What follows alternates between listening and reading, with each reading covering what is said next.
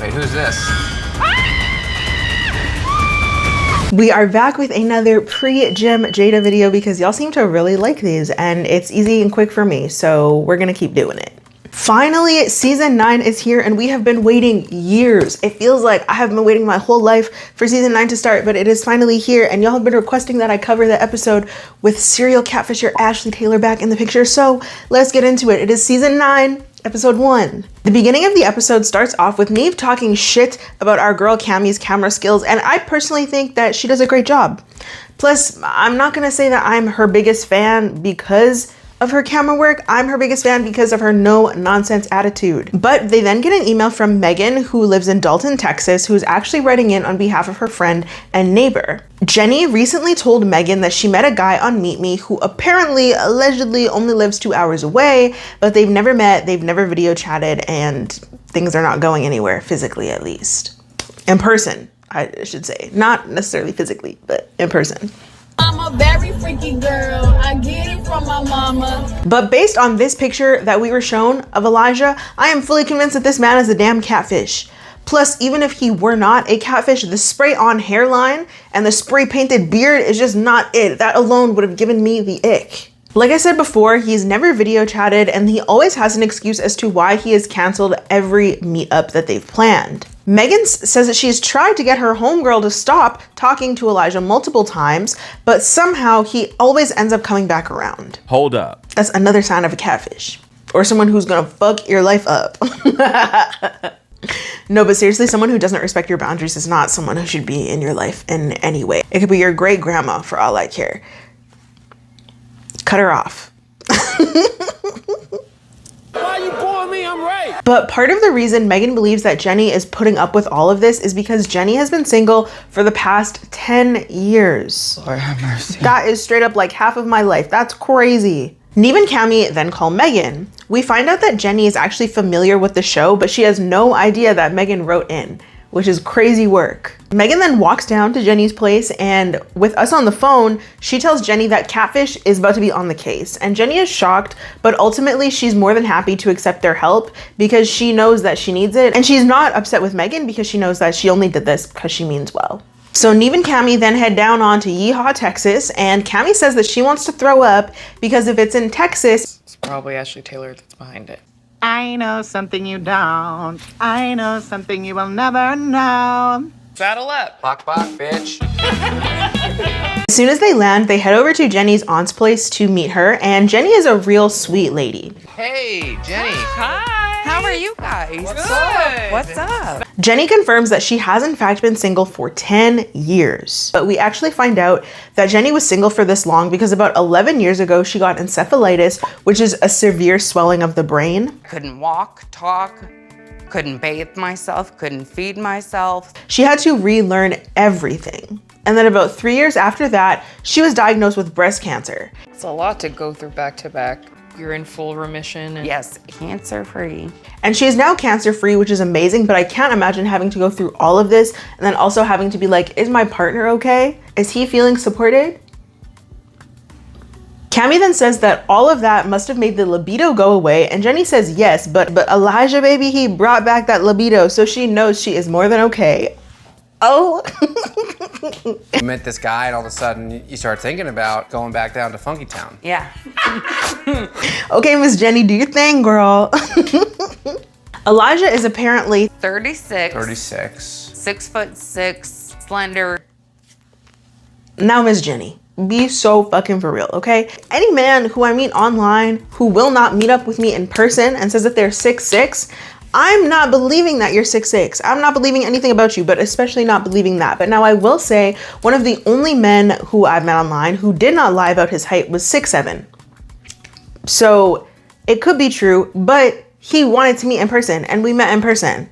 In this case, I don't believe anything Elijah says about himself. Not for 1 second. I do not. So Jeni then lets us know that her and Elijah have texted, but it's never been with his phone number. It has only been through iMessage, so she just has his email, and they have talked on the phone for hours and hours. And at this point, Cammy is just as confused as we are because why would y'all be talking on the phone but you wouldn't have his number? Make it make sense. She then lets us know that they only talk on FaceTime, and he requests FaceTime videos so he could see her, but she can't see him because his screen is pitch black. Question mark. This is some scory shit. This is some real scory shit, cause what?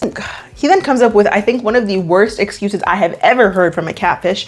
He says that he doesn't like to be on FaceTime on the camera showing his face because He was on FaceTime, watch his cousin get murdered. Come on. So The woman was too stunned to speak. Now, I don't want to talk shit about no one's trauma. I really don't want to do that. But if we're keeping it a buck, if you are that bothered by FaceTime, you're not going to request FaceTime videos with your internet girlfriend who you refuse to meet up with. And if you are, you're going to show your face. So, Miss Jenny, Miss Girl, I need you to run. Run away as fast as you can, okay? I know you have been out of the dating scene for a while, but at this point, you have every single catfish red flag going and then some. Jenny says that they talk every day and fall asleep on the phone, which is so creepy because she does not know who is watching her.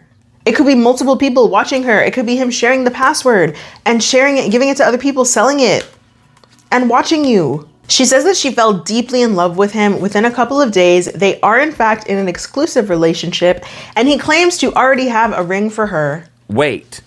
Girl, oh my God. I had a man tell me that once, and then he ghosted me.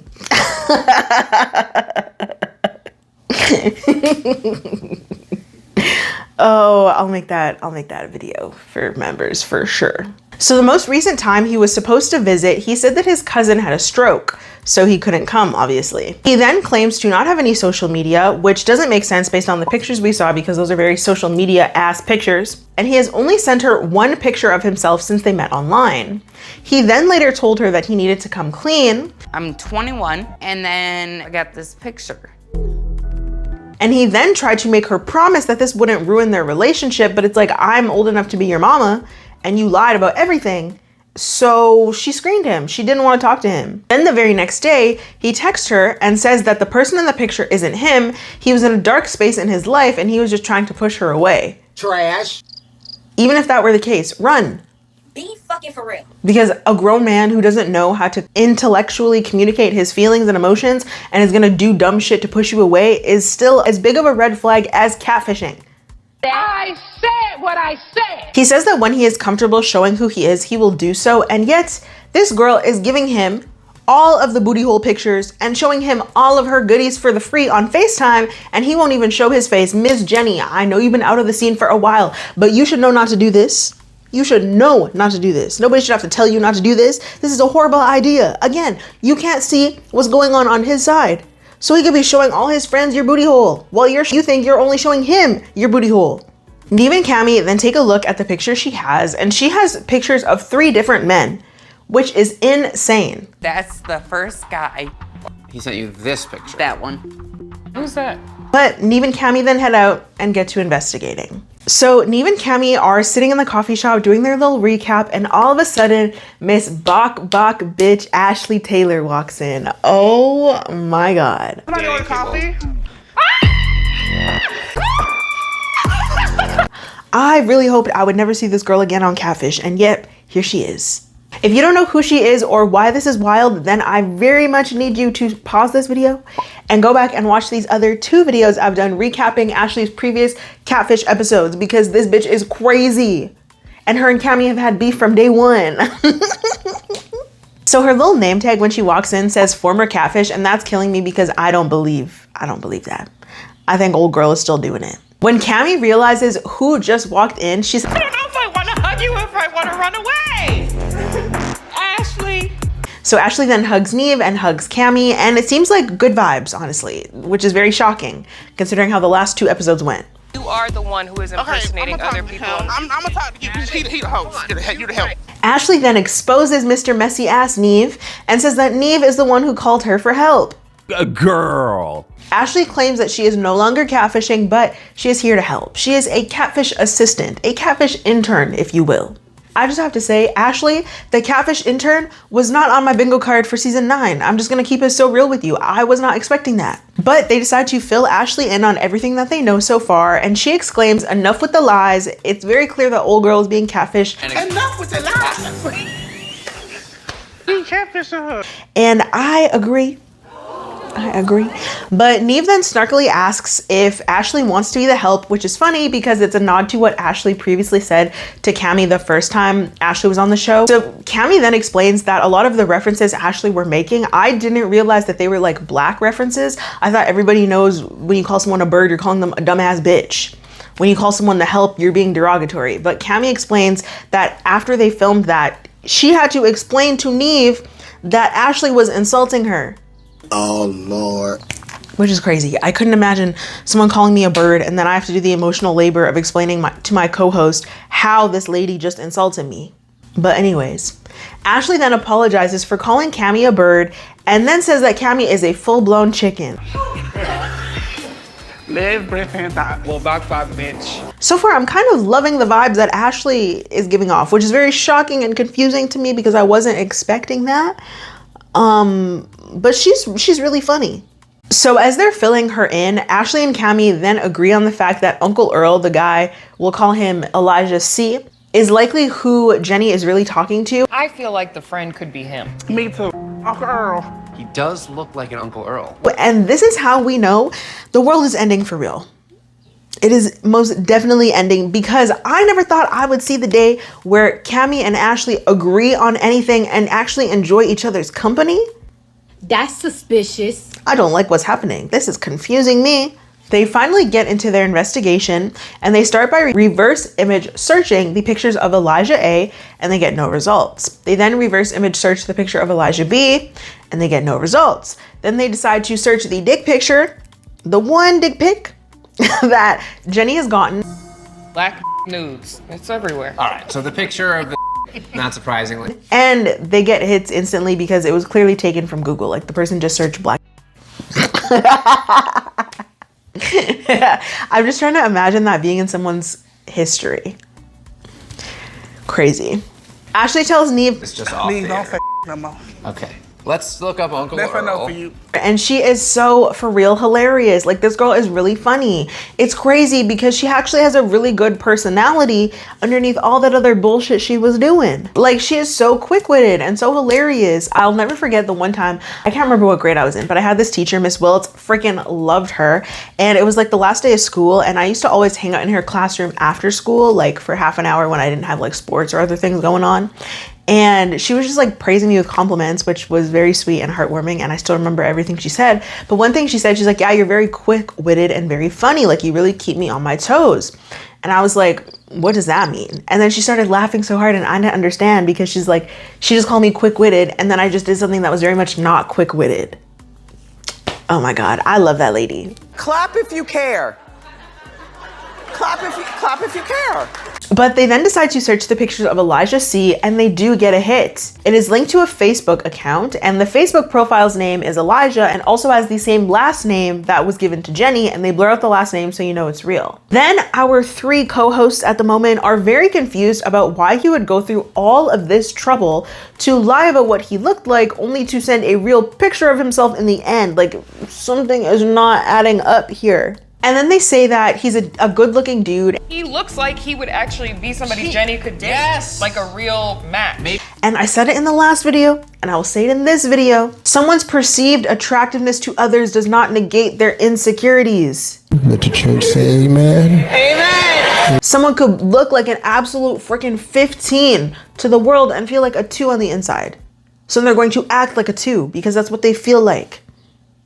They should know this. It's season 9. But they decide to keep digging and they find an Instagram and Neve says that he looks like he has a very full life, but the Instagram shows that he lives in Jersey City, not Texas. So Ashley then says that they need to get to the bottom of this. At this point, something the buttermilk ain't clean. And that has got to be one of the most country things I've heard anybody say on the show, but I love it. I'm going to start saying it from now on. Thank you, Miss Taylor. Ashley then says that Uncle Earl's the catfish. We gonna fry his ass up and serve him with some white rice. She is so funny. She's so country and so funny. If only she could have just let this personality shine through the previous time she was on the show. But hey, it is what it is. I digress. So Ashley then leaves. She says that they better cash app her for the coffees, and Neve tells her to send him an invoice. She tells Neve to go to hell, and then she dips out. Don't worry. Send me an invoice. Go to hell. A truly iconic exit. What else could I say about Miss Girl? It was shocking to see her, but very happy she came, and it was a very pleasant experience. Like, she really added a lot to this episode. I feel like it would have been real dull and a little bit boring without her. But Neve and Cami then head out to meet Jeni and Megan, and they literally look like sisters, so it's kind of weird. But Megan is actually on her way out, and as she's leaving, she says that she hopes that Jeni will never need Catfish again. Oh, Lord. I know she meant well when she said this, but it kind of just sounded like, yeah, she's dumb as fuck, and I hope y'all never get called for her dumb ass, her stupid ass ever again. Jeni says that she's nervous to find out what's been going on because she doesn't want this to be the end of Elijah. And it's like, girl, at any point, if you feel the need to contact Catfish, you have the thought, the inkling that someone could be a catfish. That's the end of the relationship. That was the end of Elijah. They start by telling her the results of their reverse image search, specifically the dick pic, and she seems shocked to find out that this nude is fake, and I don't understand why. Like, you're constantly showing him your booty hole. He never just like whipped it down to show you his little thing going on. So of course the one picture he sent is going to be fake. That shouldn't be shocking. Ooh, my stomach is growling. They then show her that Elijah C is very likely the person that she has been talking to by showing her the Instagram and the Facebook accounts. And she seems very shocked, but it's like, Miss Girl, I'm just confused because it's like, you've never considered this. This was never a thought that went through your mind. Jeni then says that if he has lied from the get-go, then she is not at all interested in pursuing a relationship with him, which, period, Miss Girl, it's time to finally stand on big business. They then decide to contact Elijah via iMessage. They basically just say like, hey, yeah, we're here with Jeni and we want to help y'all meet. He reads the message right away and then he calls them via FaceTime call. Do you want to phone? Hello? Yes, this is Elijah. Just by the sound of his voice, I'm assuming that this person is quite young. Like, he does not sound like someone in their 30s at all. Like, even sounds like he could be a teenager.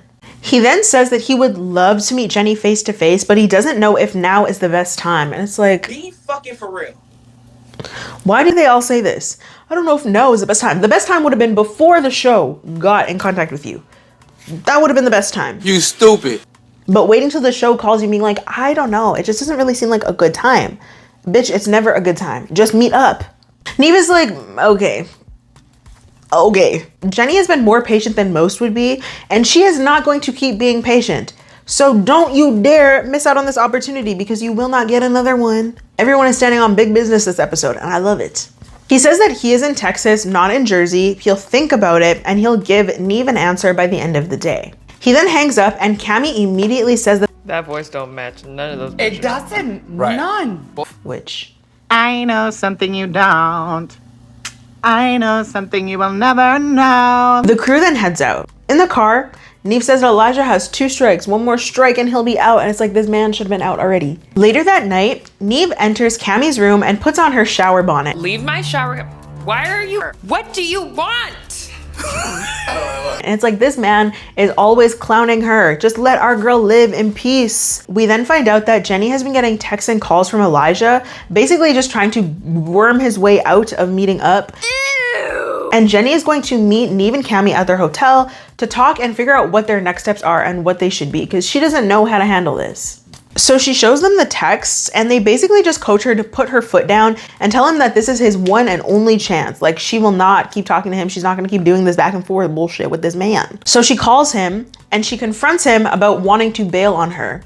He says that It's not that I want to bail on you. I just want it to be perfect. I don't think this is the most perfect way to do it. and it's like, it's never going to be perfect. If Catfish is involved, it's already not perfect. Like, oh my God, these people are so stupid. They're so stupid. Miss Jeni just basically says, cut the bullshit. It's either now or never. He says that he loves her. He wants to be with her. And she says, then prove it. Okay, girl. Period. He agrees to meet her in between the two of them at Old City Park. She says that he better be there or else. And he says he's gonna be there because he loves her and wants to see her. So they hop off the call. Neve and Cami give her some high fives because she killed that call. She honestly did so good considering how nervous she was. And then as they head back into the hotel, we get a scene of Jeni crying in the car because she just says she is so nervous about all of this, and then she heads home. So the next day, Jeni pulls up at their hotel and they all head out to meet Elijah. She is understandably nervous as to whether he's even going to show up or not. And at this point, I did not have a lot of faith that this person was going to show up. But they pull up, hop out of the car, and Cami sees that someone is sitting down in the distance. So they slowly walk over towards the person. And we see that it is in fact Elijah B. Hi, Elijah. Yes, I'm Elijah. I am 21. It's honestly very wild for him to even go out of his way to pursue a woman in her 40s. But we move. It's giving mommy issues. It's giving therapy is needed. That's what it's giving. Elijah says that his age isn't real, but mostly everything else was. And it's like, sir, be for real. Again, classic catfish shit, because there's absolutely no way that you lied about everything and then you have the audacity to look me in my face and tell me that everything else is true. Cut the cameras. Dead ass. He then says that he was on Meet Me as himself. He then decided to catfish because he wanted a chance to meet people. Because as himself, people weren't really talking to him. And it's like, this is again, classic catfish shit that we are all tired of hearing. Could you come up with something else? He says that he didn't mean to catch feelings, but after a rough year, he decided that he was gonna catfish and he was gonna catch feelings. Elijah's crusty, musty ass then claims that he grew up around older people. I kind of have older habits, listen to older music. So that's why he lied about his age. But honestly, I just think that this was his way of saying that he thinks he's mature for his age, but this was a very immature, weak ass thing to do. So that completely negates everything he just said. At this point, Jeni is pissed, and understandably so. I would be more than pissed. Elijah then says that he sent the picture of Elijah C as a cover. He claims that he panicked and decided to just pick a random person with the exact same name as him so that it would shield him if Jeni and her friends ever decided to actually look him up. He says that he panicked, but that honestly sounds like a very methodical, well thought out plan to me. It doesn't sound like someone who panicked and just sent random pictures of a random stranger, and is honestly kind of crazy. Cami then confronts him about the receiving of nudes. Did you feel bad accepting photos from her, knowing that you were lying to her this whole time? And big ups to our girl for not letting this just fly by. Elijah then claims that the guilt was building up and that's why he decided to come clean. And it's like, sir, the lie detector has determined that that was a lie. Because if you really felt bad, then you wouldn't have been accepting her nudes or you wouldn't have been encouraging her to send them, especially knowing that you are lying about who you are and you are not reciprocating the sending of pictures. That shit is so disrespectful. Jeni then says that you can't love someone if you've been lying to them. Trust is not built off of lies. And period, Miss Jeni, period. He then tries to say that there were little lies sprinkled in here and there, but the feelings are true, which is like, that doesn't matter, go away. Cami then walks away with Jeni and Neve stays with Elijah. Elijah says that he feels like the lies are overshadowing his true intention. It's like, yeah, sir. You're an adult, okay? You are an adult. No one cares what your intentions were behind the lies. You lied. Point blank, period. Neve is like, yeah, okay, there were little nuggets of truth. But they were buried in piles and piles of lies. Like nobody cares about that little nugget of truth that you threw in a shit pile of lies. No one cares. Elijah then admits that he has used a fake profile before with his ex, with the same pictures that he used to catfish Jeni. I'm about to beat this bitch up. He eventually came clean to his ex. They ended up being in an in real life, in-person relationship and even lived together for a year. This guy stinks! Neve says, what? What? Yeah. Neve's reaction is so me, it's so you, it's so us, because what the fuck are you talking about?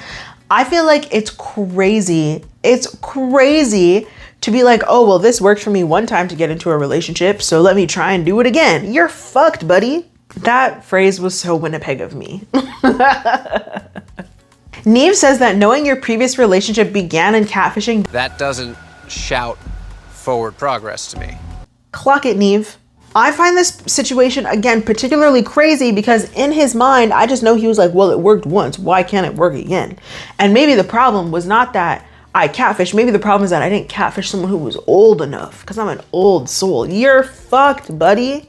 Cami and Jeni are really just sitting like two best friends talking shit, and I personally love that. Y'all already know how I feel about a good sisterhood vibe. We love it.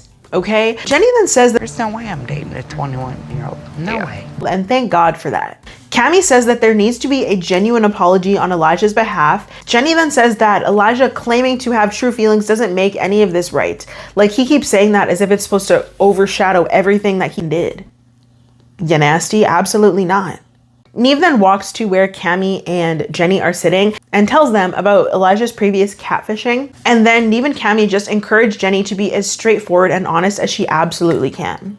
They then walk over to where Elijah is, and Cami just lets him know straight up, like, I have not heard any accountability being taken. And Elijah then says that he's sorry, but based on his experience, which if you say sorry and then but, I know you didn't mean that sorry. I know you didn't mean it at all.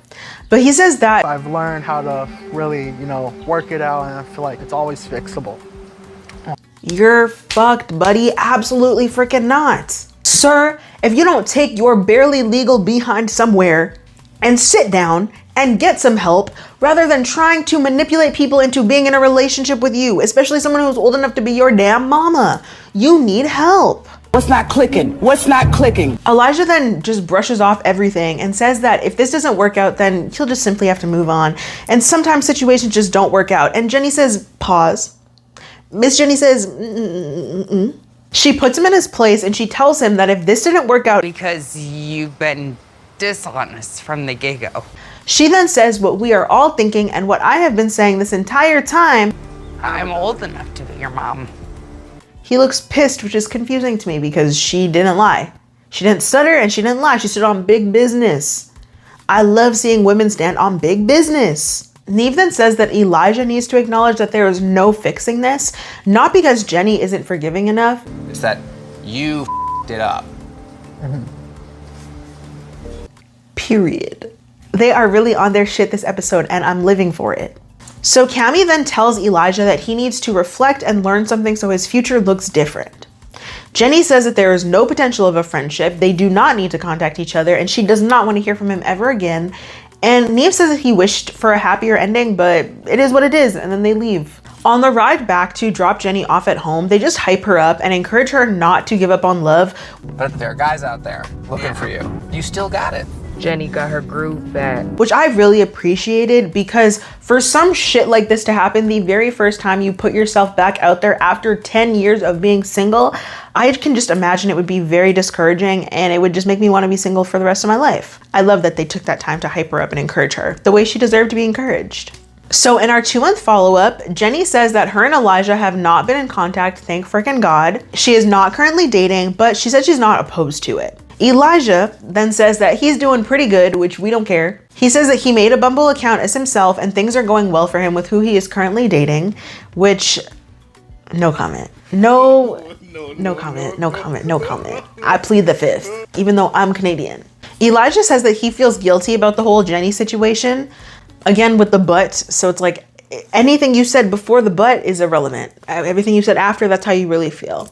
But overall, it's made him a better person. Boo, tomato, tomato, tomato, I'm throwing tomatoes. For you to need to traumatize another person so that you could learn something is fucked. I wish him nothing but the best. Kind of, sort of. Sprinkle, sprinkle. I just really want Miss Jeni to find love. And I just wish that there was some sort of Catfish matchmaking edition, because I would love to see her just be happy. But that was the end of this episode. It was crazy to see Miss Ashley Taylor again, and hopefully we don't ever see her catfishing again. Thank you so much for watching. Thank you to everyone who requested I cover this episode. I will be covering a lot of the new season, so make sure you're subscribed and stick around for that. Make sure to like, make sure to comment, make sure to subscribe, and hit that bell notification so you're aware of every single time that I upload. If there's another episode you'd like to see me cover, drop it down in the comments below. If there's another series, another show that you would like to see me cover, also drop it down in the comments below. Y'all see the necklace? Oh my God! Wow. You'll see the necklace. Not too much on her. Not just a little sneak peek. Just a little sneak peek. Something I've been working on. Know that merch is coming very, very soon. But right now, the necklaces are done. Just currently working on the other physical merch, but I will let y'all know when that's dropping. I'm so excited. I hope you love it as much as I love it. I love y'all so very much. Like, it makes me so happy to be able to do this, and it makes me happy that y'all like the pre-gym shit talk, because it's very easy for me. So I'll make sure to keep doing it. Love you so much. Thank you for being here, and I will see you in the next video.